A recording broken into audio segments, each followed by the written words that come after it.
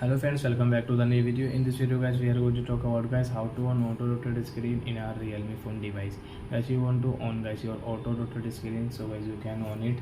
And guys, now let's see how to on auto rotate screen in our Realme phone. In this video guys, I am going to show you friends. So before starting video friends, I want to tell you guys, if you need my channel, so guys first of all go and subscribe my channel, click the bell icon and like my video. So guys, now let's start the video. So then first of all open your phone setting to on your auto rotate, then guys scroll, as you can see your display and brightness, so guys tap here, then guys scroll, then guys you can see your auto rotate, so guys you can on from right side.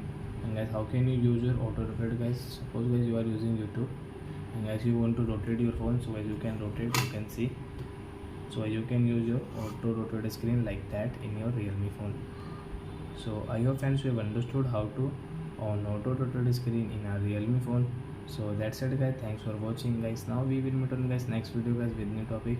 Before going guys, please go and like my video, subscribe my channel. Bye bye friends.